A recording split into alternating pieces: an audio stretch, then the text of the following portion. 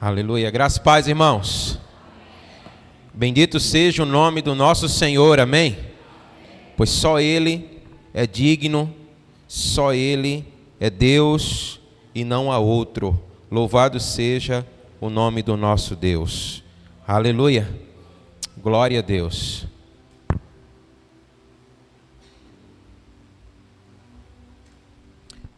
Como é bom quando nos reunimos como igreja do Senhor, porque a sua palavra declara que quando assim nos reunimos, ali o Senhor manifesta a sua glória. É preciso entendermos que eu pessoalmente não sou igreja, eu sou templo, morada do Espírito Santo. Mas quando estamos unidos, reunidos em nome do Senhor, então o templo, ele torna-se igreja. Amém? A igreja é a reunião dos santos. Então é primordial que nós possamos estar reunidos como igreja do Senhor. Amém? E quando estamos reunidos como igreja do Senhor, a sua voz, ela se torna audível em nosso meio. O Senhor revela o seu coração, o Senhor revela a sua vontade, o Senhor abre os nossos olhos para entendermos aquilo que o Espírito tem falado. O apóstolo João, escrevendo ao Apocalipse, ele disse: aquele que tem ouvidos, ouça o que o Espírito diz à igreja. Você pode dizer amém? É preciso estar atento àquilo que o Espírito tem dito. Amém? E a sua palavra, em 1 Timóteo 4, a palavra diz assim: ora, o Espírito afirma expressamente que nos últimos tempos alguns apostatarão da fé. O Espírito tem dito de uma forma contundente que nos últimos dias, nos últimos tempos, haverá uma apostasia da fé. A fé de muitos morrerá. E ele declara a razão, ele diz assim: olha, por obedecerem a espíritos enganadores. A palavra diz que essa apostasia, ela encontrará um lugar nesses últimos dias por meio de falsos ensinos. De ensinos que não procedem do Senhor, mas diz a palavra, olha, são ensinos de demônios. São ensinos malignos. Então, nesses últimos dias, nós precisamos ouvir a voz do Espírito do Senhor. Nós precisamos ouvir a voz do Espírito Santo. Você pode dizer amém? E olha, esse é um ambiente muito extraordinário para que você possa ouvir a voz do Espírito Santo. Amém? Quando a palavra fala dos últimos dias, a palavra fala do período que compreende a ressurreição do nosso Senhor Jesus Cristo até o dia da sua segunda vinda. Nós estamos vivendo os últimos dias. E nesses dias, a voz do Espírito precisa ser ouvida. E acerca disso, nós queremos ouvir a palavra do Senhor nessa noite.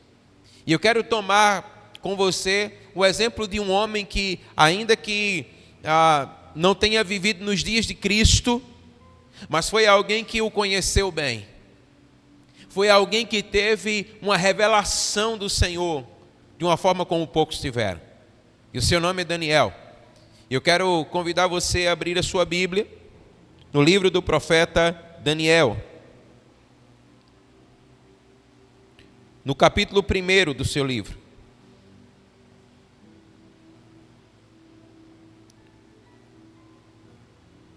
Daniel, capítulo 1, dos versos 1 a 8.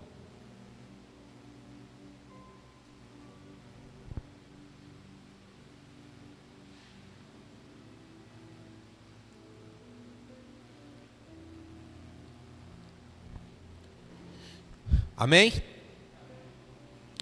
Daniel capítulo 1, dos versos 1 a 8. A palavra do Senhor diz assim: No terceiro ano do reinado de Jeoaquim, rei de Judá, Nabucodonosor, rei da Babilônia, veio a Jerusalém e a sitiou. O Senhor entregou nas mãos dele Jeoaquim, rei de Judá, e alguns dos utensílios da casa de Deus. Nabucodonosor levou esses utensílios para a terra de Siná, para o templo do seu Deus, e os pôs na casa do tesouro do seu Deus. Depois o rei ordenou a Aspenas, chefe dos seus eunucos, que trouxesse alguns dos filhos de Israel, tanto da linhagem real como dos nobres, jovens, sem nenhum defeito, de boa aparência, sábios, instruídos, versados no conhecimento, e que fossem competentes para servirem no palácio real, e que Aspenas lhe ensinasse a cultura e a língua dos caldeus. O rei determinou que eles recebessem uma alimentação diária, tirada das finas iguarias da mesa real e do vinho que ele bebia. Os jovens deveriam ser educados ao longo de 3 anos, e ao final desse período passariam a servir o rei. Entre eles se achavam Daniel, Ananias, Misael e Azarias, que eram da tribo de Judá. O chefe dos eunucos lhe deu outros nomes, a saber, a Daniel, o de Beltesazar, a Ananias, o de Sadraque, a Misael, o de Mesaque, e a Azarias, o de Abednego. Daniel resolveu não se contaminar com as finas iguarias do rei, nem com o vinho que ele bebia. Por isso, pediu ao chefe dos eunucos que lhe permitisse não se contaminar. Você pode dizer amém? Aleluia. Pai, nós te damos graças, Senhor, pela sua palavra, e pedimos em nome de Jesus que por ela o teu Espírito venha ministrar ao nosso coração nessa noite, que seja o Senhor falando ao nosso coração, e que essa palavra, Senhor, aqui ministrada, em nome de Jesus, ela venha cumprir o seu propósito em nossas vidas. A tua palavra diz, Senhor, aquele que tem ouvidos ouça o que o Espírito diz à igreja, e nós oramos em nome de Jesus, que possamos nessa noite ouvir a tua voz, ó amado Espírito Santo. Nós oramos em nome de Jesus. Você que assim crê, diga amém. Aleluia. Amados, a palavra diz que no terceiro ano do reinado de Jeoaquim, rei de Judá, veio Nabucodonosor, rei da Babilônia, e a sitiou, e a cercou, diz a palavra do Senhor. Ele a assediou. É isso que significa a palavra sitiar. Ele fez um cerco. E segundo os historiadores, Judá começou a ser sitiada por Babilônia em 607 a.C. Mas somente em 586 que ela veio a ser completamente destruída pela Babilônia. Isso significa dizer que houve um período de sítio ou de cerco de 21 anos. E eu quero chamar a sua atenção para esse dado, porque isso deve falar algo ao nosso coração. Judá significa louvado, glorificado, exaltado. Isso fala sobre a finalidade ou o propósito daquele povo que o Senhor havia escolhido. Nós precisamos entender que nenhum de nós nascemos sem propósito. Nenhum de nós nascemos sem destino. O Senhor nos tem escolhido desde antes da fundação do mundo, e Ele tem plantado em nós um destino, amém? E esse era o destino de Judá. O destino de Judá era louvar, glorificar e exaltar àquele que o havia escolhido. Mas a palavra fala que nesse intercurso aparece Babilônia. E Babilônia significa falta de ordem, confusão, Babel. Ou seja, a Babilônia se interpõe no caminho de Judá justamente para desviá-la do seu propósito. Então Babilônia vem trazer toda sorte de confusão, Babilônia vem trazer toda sorte de desordem para que Judá não cumprisse com o seu propósito. Aqui nós entendemos, amados, que assim como para Judá, o Senhor tem propósitos para cada um de nós, amém? Mas para que venhamos a cumprir esse propósito, muitas vezes nós vamos ter que lidar com Babel. Vamos ter que lidar com a Babilônia, com a desordem. Foi dito aqui nessa noite, nós temos vivido dias de caos. E a palavra do Senhor declara que assim seria nos últimos dias. Períodos de apostasia, de falta de fé, de toda sorte de desordem se estabelecendo em todos os lugares, em toda a terra. Mas ainda assim, o Senhor ele tem propósito para as nossas vidas, amém? Mas eu chamo a sua atenção para o que declara a palavra, que veio Babilônia e sitiou a Judá. Nunca perca de vista essa verdade tão profunda. Perceba que a Babilônia usou uma estratégia para se apossar de Judá. E a estratégia foi o cerco. A estratégia foi o assédio.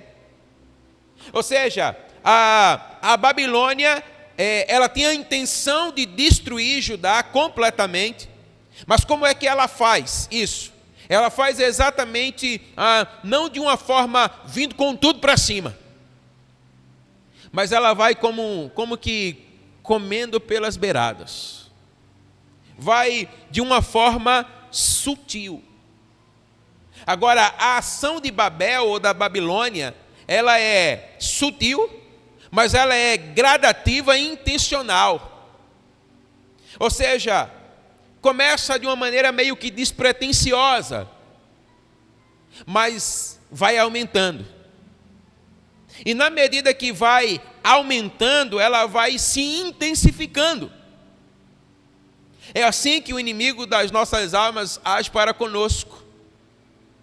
Aqueles nós ouvimos lá atrás, né? Vocês são muito radicais. Eu estou falando da igreja do Senhor.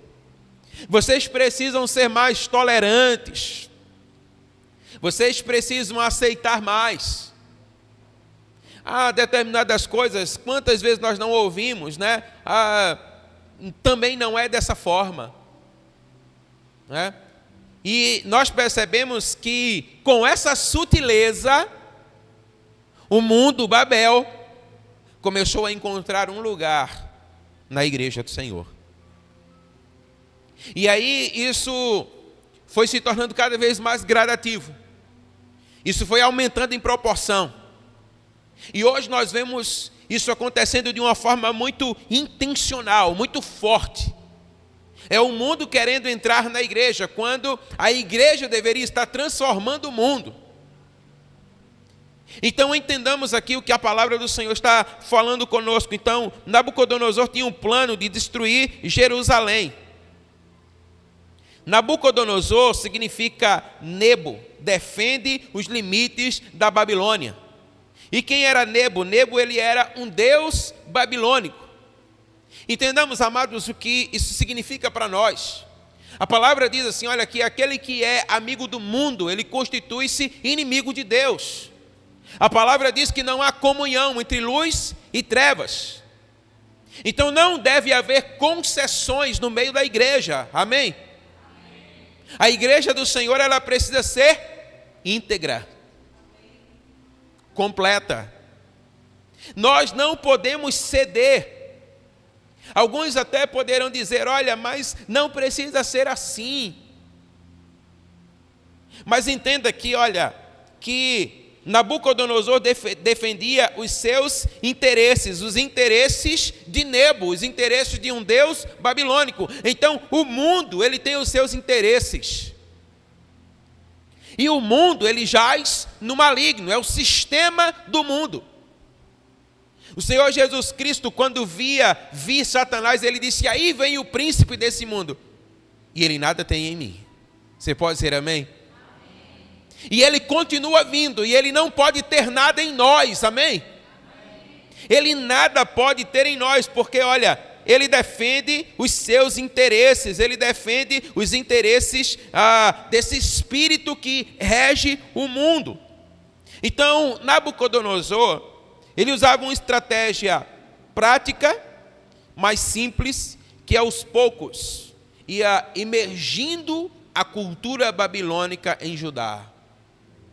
Queridos, como Satanás, ele é sagaz. E assim, olha, a linguagem e o estilo de vida da Babilônia ia sendo inserido em Judá. E pouco a pouco Judá ia se desvencilhando daquilo que era propriamente seu. E começou então a abraçar aquilo que deveria rejeitar. Então, a Babilônia, ela começou então a introduzir uma linguagem que era sua no meio do povo de Deus. Começou a introduzir uma cultura que era sua no meio do povo de Deus. Mas ele não faz isso por imposição. Mas ele faz isso de maneira sutil.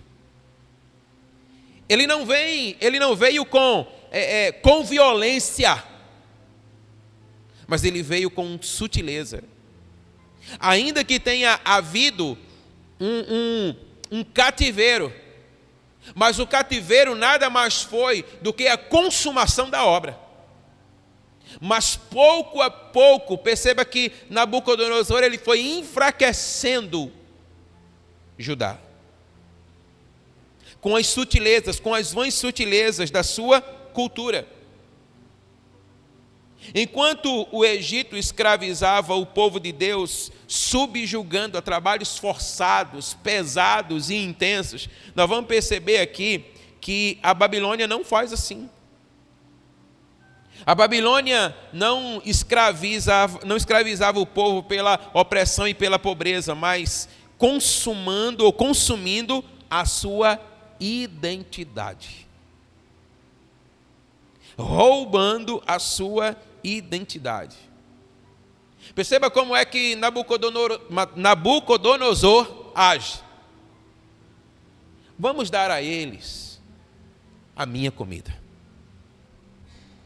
Vamos dar a eles a minha bebida.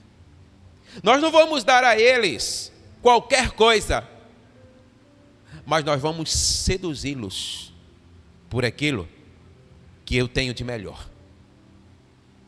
Você já imaginou alguém que talvez não tivesse uma mesa como as da Leoas aqui ontem? Não é? E aí, de repente, alguém chega dizendo: que tal comer a comida do rei? Que tal comer, ou melhor, beber a bebida do rei? O rei estava chamando para sentar à sua mesa, irmão. A princípio parece que o rei está oferecendo dignidade, mas na verdade o rei queria matar a identidade. E ele vai fazendo isso ludibriando, enganando, mentindo, envolvendo, tirando Judá do seu lugar e introduzindo em Judá a sua própria cultura. Então, fazendo isso, eles estavam seduzindo a não mais lutarem contra as intenções babilônicas. Você não precisa lutar contra nós, porque nós estamos com vocês. Você consegue entender a sutileza e a sagacidade desse espírito babilônico que opera nos últimos dias? Assim foi ali em Daniel. E assim continua sendo também nos nossos dias. Os jovens líderes de Judá, eles eram o principal alvo desta tática. Irmãos, como isso é atual, como isso fala dos nossos dias, a estratégia aqui era encontrar, abrir caminhos. E eles fizeram assim, olha, primeiro, vamos pegar aqueles jovens, e o texto declara como deveriam ser esses jovens, né? E a Bíblia diz assim, olha, nós vamos levá-los como reféns, mas nós vamos conquistá-los pela sutileza, com a comida do rei, com a bebida do rei, e assim nós queremos atrair juntamente com ele toda a sua casa. Nós queremos atrair juntamente com ele toda a sua família. Irmãos, uma estratégia maligna, extremamente maligna, extremamente sagaz, e que tinha tudo para dar certo. Tudo para dar certo. Se não encontrasse alguém que sabia verdadeiramente quem era, que tinha uma identidade firmada a tal ponto de não se deixar seduzir. Você lembra o que disse nosso Senhor Jesus Cristo, que nos últimos dias esse espírito de apostasia, ele vai enganar a muitos e até mesmo pode enganar aqueles que são escolhidos. Então nós devemos estar muito atentos àquilo que o Espírito tem falado nesses últimos dias. Então qual era a intenção aqui? Era uma mediação entre Babilônia e Judá. Eles queriam conquistá-los, conquistar toda a família, para que então eles pudessem, de uma maneira muito mais fácil, entrar e destruir completamente Judá. Então, seja qual fosse aqui a estratégia da Babilônia, eles só queriam destruir, matar, roubar, uma ação do diabo. Amém? Mas eles também usaram de uma estratégia que era a estratégia assim, olha, eles estão sendo treinados para fins governamentais. Como o Senhor tem falado, queridos, em nossos dias, como o Senhor tem falado em nosso meio. O Senhor falou aqui nessa noite que, olha, não existe vida secular e vida religiosa, irmãos. Nós temos que ser íntegros, amém? Nós temos que ser santos aqui, mas também nós temos que ser santos em qualquer outro lugar. Aqui o sim tem que ser sim, o não tem que ser não, mas em qualquer outro lugar não pode ser diferente. Mas aqui Nabucodonosor estava dizendo assim, olha, nós só estamos treinando eles para fins governamentais. É mais ou menos assim, olha, lá no seu trabalho, você pode agir de qualquer forma, mas aqui você tem que agir como um crente age, porque lá é para o seu sustento. Aqui é para você dar glória a Deus. Sutileza. Perceba a sutileza. Nabucodonosor, ele compreendia bem que teria êxito contra Judá. Ele não teria êxito contra Judá se os padrões da verdade, se os padrões da moral, se os princípios que Deus estabeleceu estavam no meio do povo, não fosse destruído. É por isso, amados irmãos, que Satanás tem se levantado tanto para destruir a família, para destruir o padrão moral que o Senhor tem estabelecido. É por isso que essa palavra tem sido tão perseguida, irmãos. O Senhor Jesus disse assim, olha, ai daquele que tirar ou acrescentar uma palavra, sequer que seja, dessa escritura. E talvez quando nós lêssemos isso aqui, nós não tínhamos em mente que nos dias atuais, muitos queriam estar tirando essa palavra. Olha, tem muita gente dizendo, olha, essa é uma palavra que muita coisa tem que ser mudada. Tem muita gente dizendo isso aí. Então são palavras para os nossos dias. Então perceba que esse espírito de Nabucodonosor está presente. E ele quer destruir. Ele quer destruir. E aí, amados irmãos, nós precisamos ouvir o que o Espírito diz à igreja. E aqui a palavra dele é que, para que Nabucodonosor alcançasse êxito, ele precisava destruir a intimidade do povo de Judá com Deus. Ele tinha que destruir os padrões divinos que estavam no meio de Judá. Porque, olha, de nada simplesmente adiantaria simplesmente levá-los à força se aqui dentro eles não estivessem corrompidos. Porque aquele que está firmado em Cristo, irmão, ele é aquele que vai estar firmado em Cristo, no bom ou no ruim. Você pode dizer amém? Ele é aquele que quando tudo vai bem, ele dá glória a Deus. E quando tudo vai mal, ele continua dando glória a Deus, porque ele não vive pelas circunstâncias. Amém? Isso não significa dizer que as circunstâncias não podem nos maltratar, elas podem. As circunstâncias elas podem nos oprimir, elas podem nos fazer sofrer, mas elas não nos tiram da rocha, se nós estamos firmados em Cristo. Amém? E aí Nabucodonosor sabia disso. E ele disse assim, olha, nós temos que destruir aquilo que eles carregam dentro deles. E essa é a estratégia de Satanás para destruir a igreja do Senhor hoje.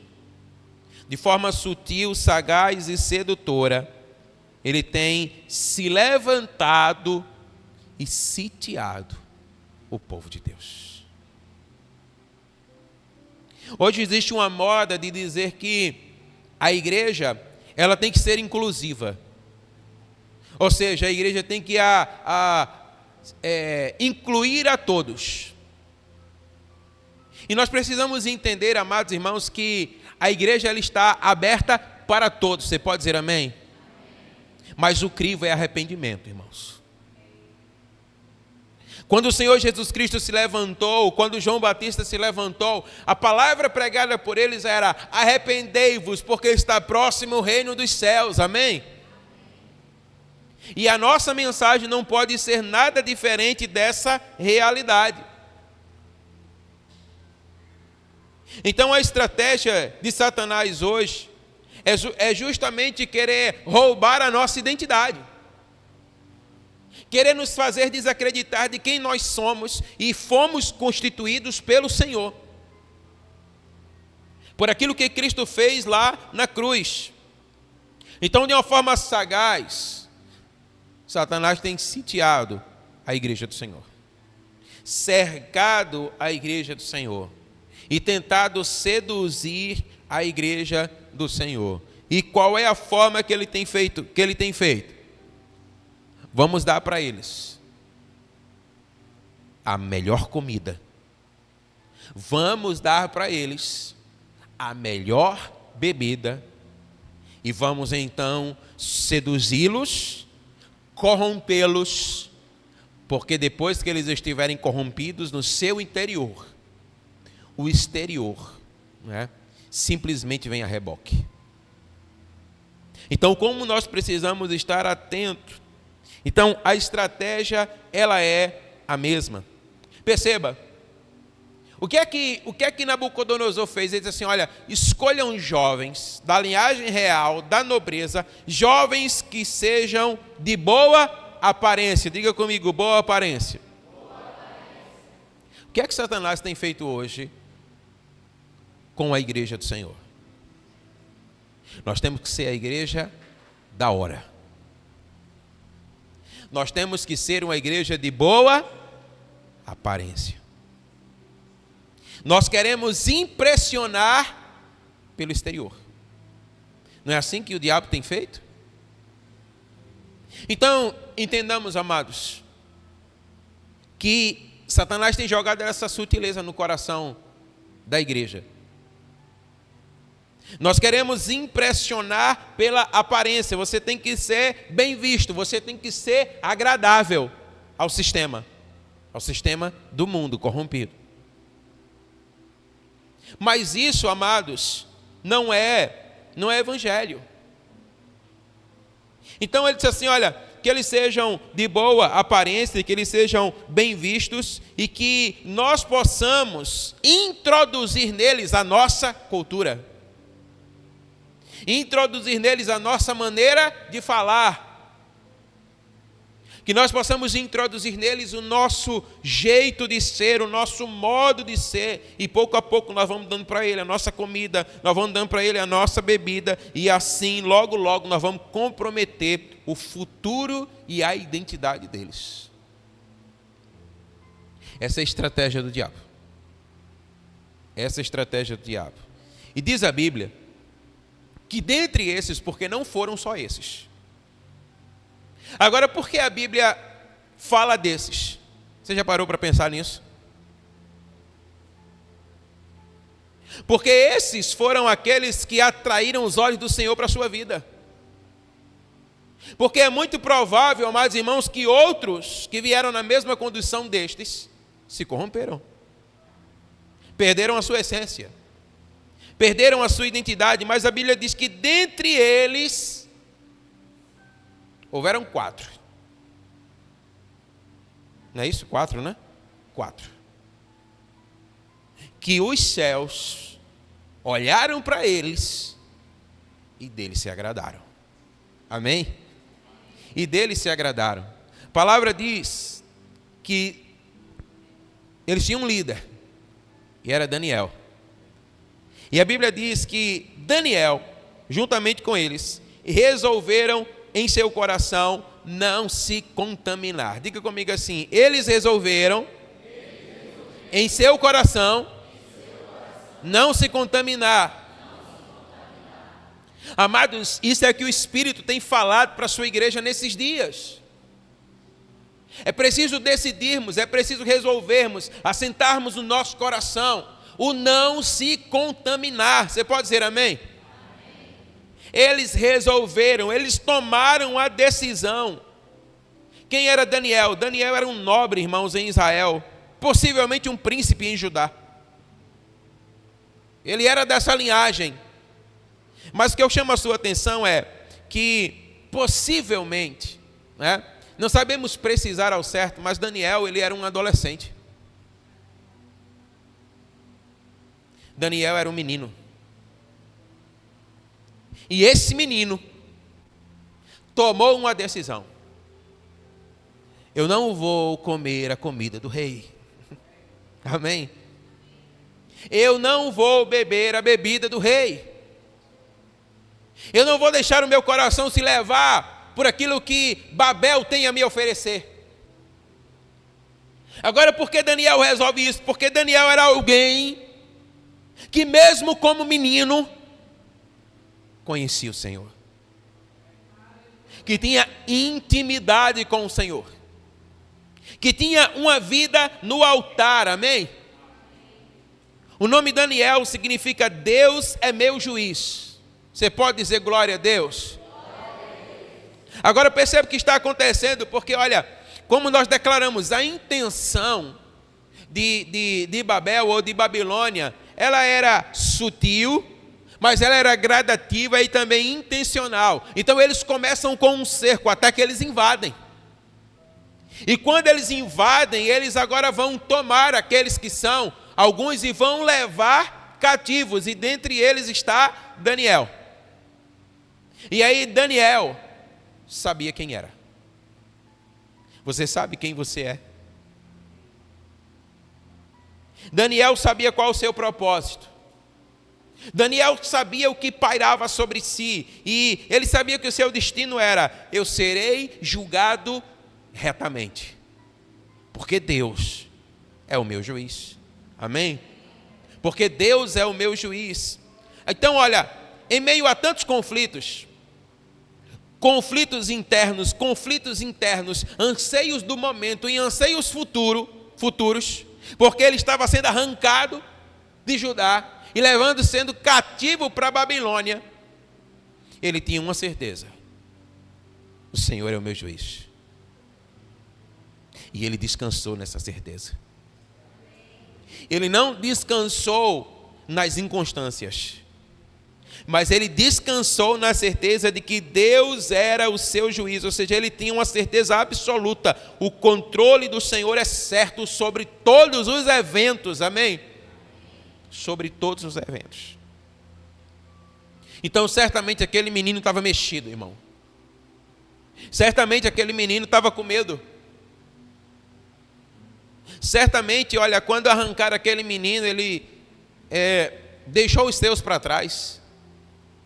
Porque o rei disse: o que eu quero aqui são jovens de boa aparência, da linhagem real, e nós vamos treiná-los.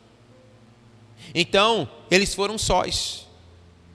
Então, ele estava sendo arrancado do meio da sua família, saindo da sua terra, sendo levado cativo, não sabendo exatamente o que lhe aguardava, o que lhe esperava, mas ele descansou na certeza de que o Senhor estava no controle de tudo. Você pode dizer amém?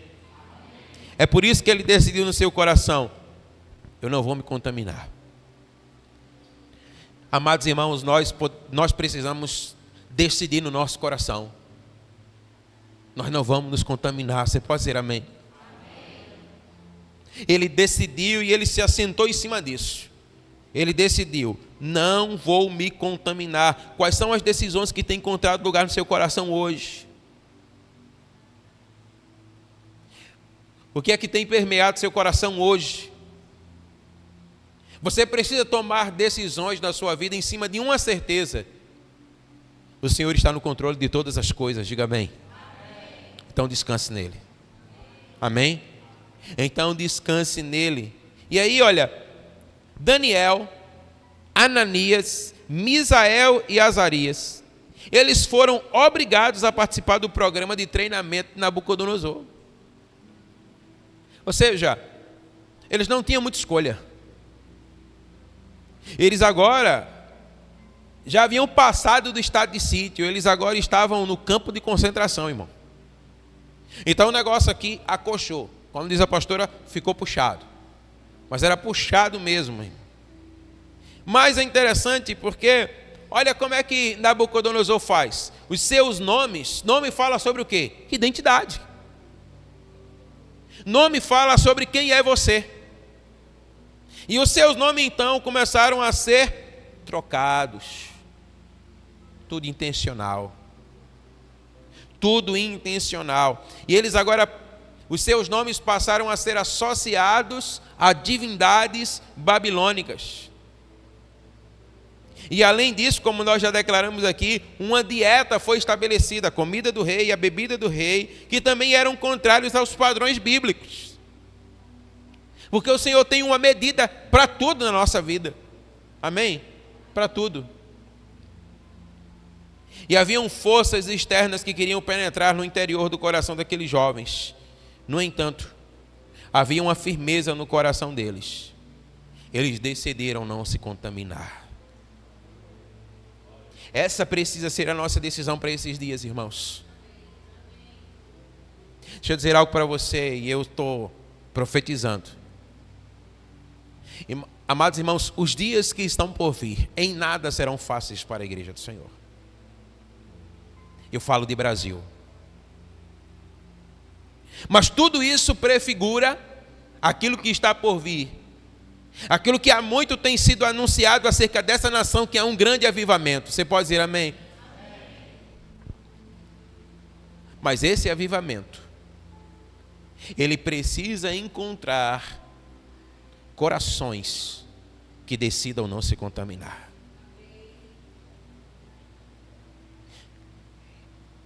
O Senhor quer encontrar pessoas que decidam não se contaminar, não somente nesse ambiente, mas no ambiente do seu trabalho, no ambiente da sua faculdade, no ambiente da sua escola, no ambiente da sua vizinhança. Homens, mulheres, meninas, meninos, que não decidam, que decidam não se contaminar, amém?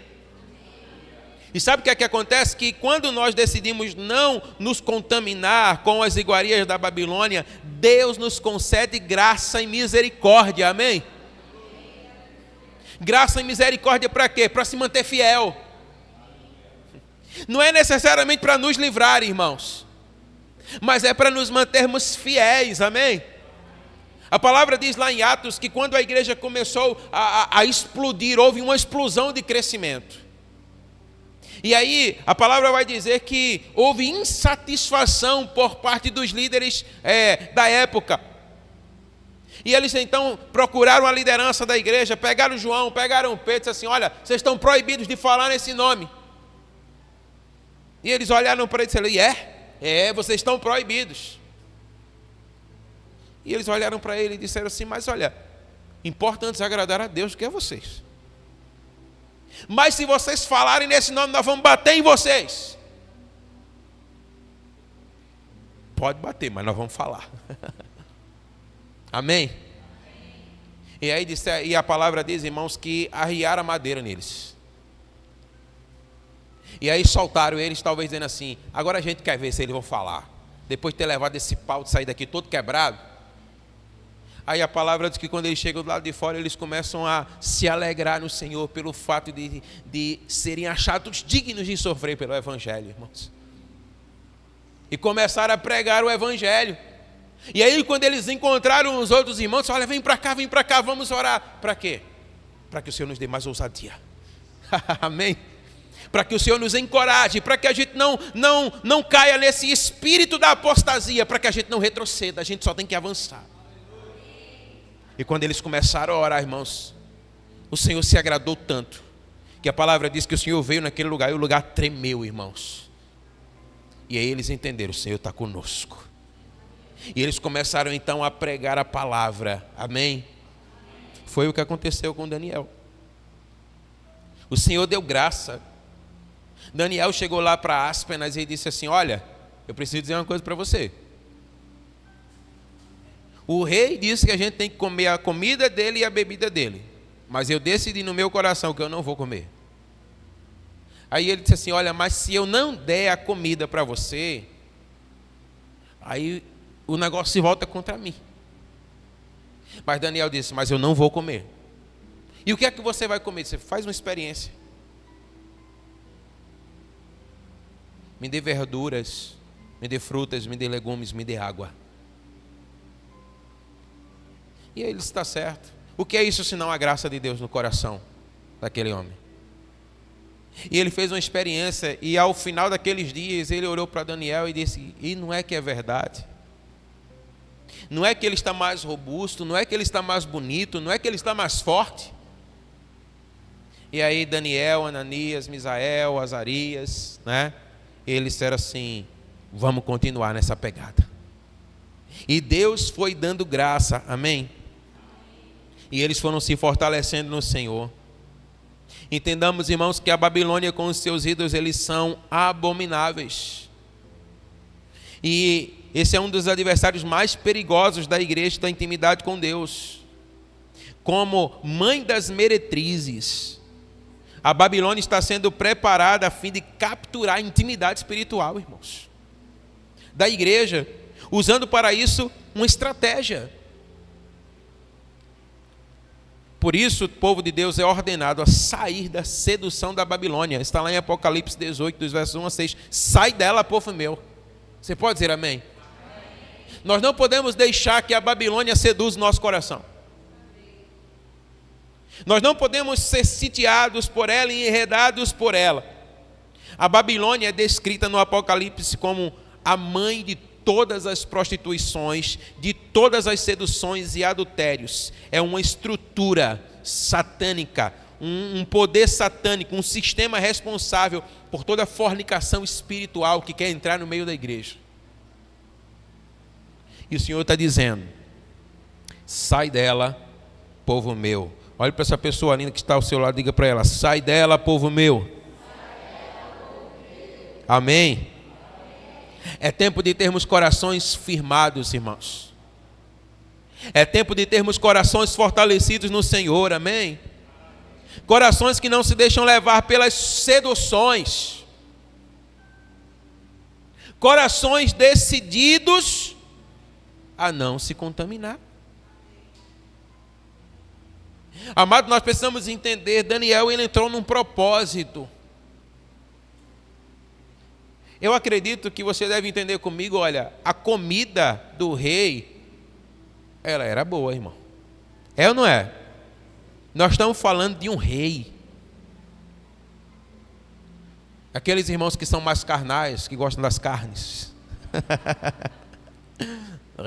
Eu acredito que o rei devia ter uma carne de sol igual a nossa. E aí, olha, Daniel olha para aquilo e diz assim, ele deve ter sentido desejoso, mas ele disse, eu não vou me contaminar, eu vou me abster, eu vou separar, eu vou firmar o meu coração, eu não vou me contaminar, amém? Então, a ação babilônica, ela tem a intenção de substituir pela sutileza o padrão de Deus na nossa vida. Perceba como é que acontece. Daniel significa Deus é meu juiz. Diga comigo, Deus é meu juiz. Aí quando Daniel chega diante do rei, ele diz assim, agora o seu nome é Beltesazar. E esse é um nome babilônico que significa príncipe de Bel ou príncipe de Baal. Olha a proposta de Nabucodonosor para Daniel. Eu quero retirar da sua vida o juízo, a justiça de Deus, e eu quero colocar sobre você um reinado. Você vai ser príncipe. Olha que proposta. Mas você vai ser príncipe de Baal. Mas você vai ser príncipe. Irmãos, são propostas que nós precisamos, entender aquilo que está acontecendo, irmãos. Só para você entender, vamos abrir um parênteses aqui. Teve uma hora, indo lá para o Antigo Testamento, que o Senhor disse assim, Moisés, eu não aguento mais esse povo. Povo ruim. Parece muito com o povo de hoje. Eu não suporto mais. Eu tenho uma proposta para você, Moisés. Eu vou destruir todo mundo e eu vou começar tudo de novo com você. Olha aí, irmãos, que proposta, hein? Imagina, você é o cara, vai começar tudo com você. Luiz Hermínio diz assim, olha, eu conheço alguns pastores que se Deus dá uma proposta dessa, dizendo, olha, a gente vai fechar todas as igrejas do bairro, só a sua vai ficar aberta. Ele ia pular de alegria, irmão. É ou não é verdade? Ou seja, você vai bombar, só tem você. Era mais ou menos isso que ele estava fazendo aqui para Daniel. Daniel, eu vou dar um reinado para você. Você vai ser príncipe aqui nesse lugar. Mas Daniel, irmãos, ele sabia, olha, eu já sou. Eu já sou príncipe. E eu não vou trocar isso por nada que você possa me oferecer. Eu não vou anular a justiça de Deus sobre a minha vida e trazer a opressão babilônica sobre a minha casa. Eu estou decidido no meu coração. Misael. Misael significa quem é como Deus. Ou seja, é alguém que está dizendo assim, olha, não há ninguém como Ele. Ele é único, incomparável, glorioso, majestoso. Ele é. Aí a Misael, Nabucodonosor, ele quis dar o nome de Mesaque. Mesaque significa quem é como Acu, um deus babilônico. E qual era a intenção aqui? A intenção era, tira os olhos do Senhor, um único e verdadeiro Deus, e coloca nos meus ídolos. Olha só. Onde estão os nossos olhos, irmãos? Onde estão os nossos olhos? Perceba, aqui foi dito nessa noite, Spurgeon disse, se você for íntegro, o Senhor cuida da sua prosperidade.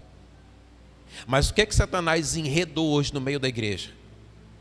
Vamos buscar a prosperidade. Irmãos, a prosperidade, ela não se busca.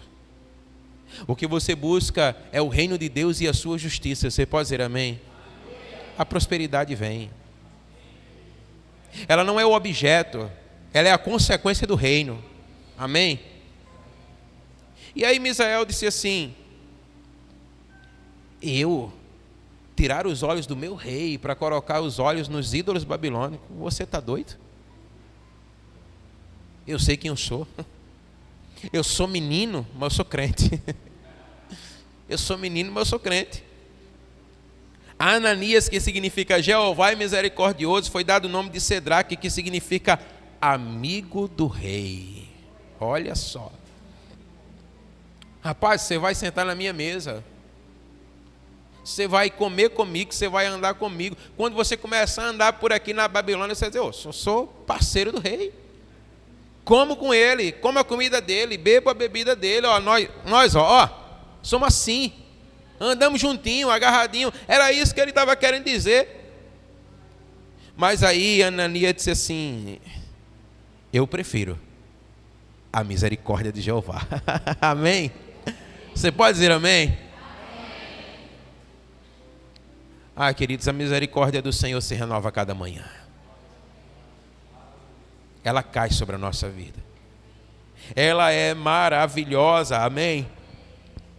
Então ele queria que Ananias tirasse os olhos da misericórdia de Deus pela amizade do rei.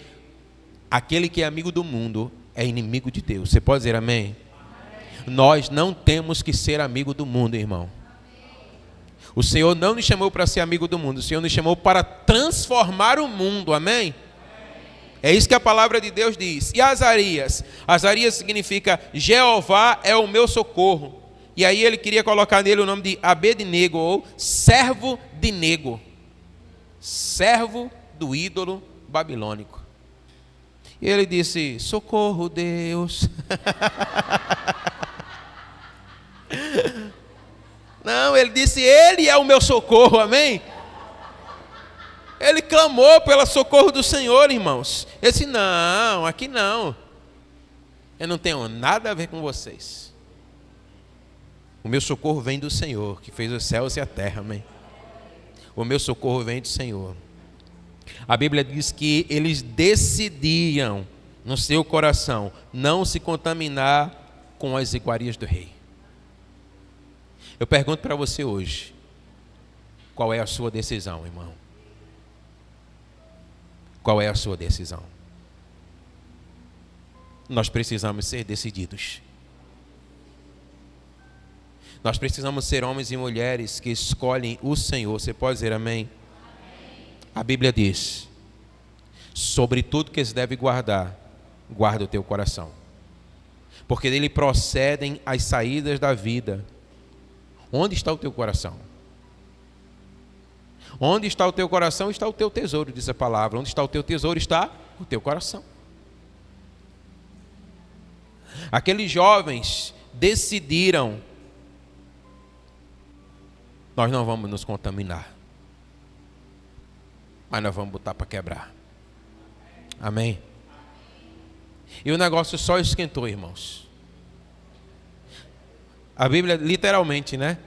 A Bíblia diz que houve uma ocasião em que uma fornalha se acendeu e eles disseram assim: ó, quem não se prostrar, quem não adorar, vai para o fogo. E a Bíblia diz que diante da fornalha, porque olha, quem não aceita, né, se contaminar, irmãos, com a comida do rei e a bebida do rei, tenha certeza de que vai permanecer inabalável diante da fornalha de fogo. Quando ele aqueceu, ele disse: ô Nebo, né, Nebinho do meu coração, você não entendeu aquilo que a gente disse lá atrás. Nós decidimos. Nós não vamos comer a sua comida. Aí ele disse: mas eu vou aquecer 7 vezes mais e eu quero ver quem é que vai livrá-los. Aí eu fico imaginando que os caras cresceram nessa hora. Porque a palavra diz que eles, fica tu sabendo, ó rei, que se o nosso Deus a quem nós servimos quiser nos livrar da tua mão e da fornalha, ele nos livrará. Mas se não quiser, não vamos nos curvar diante de você, não vamos adorar a você, porque só existe um Deus que é digno de adoração. E esse é o nosso Deus. Amém? E o que é que acontece? Eles são jogados dentro da fornalha. Mas lá dentro havia um com eles, que a palavra diz que eles olhavam e viam como que ele tinha a aparência de um anjo. Eu acho que eles fizeram um churrasquinho lá dentro. Estava no ponto, Tiago. Não é? Nem demorou muito para ficar logo boa. O Senhor veio ao encontro deles. Porque eles decidiram no coração: não vamos nos contaminar. Essa é a palavra para esses dias, irmãos. Os dias são maus. E a maldade de muitos vai se intensificar. Mas, se o Senhor encontrar nessa terra alguém que decida no seu coração não se contaminar, o anjo virá. E ele passeará conosco dentro da fornalha, amém? Você pode se colocar de pé em nome de Jesus.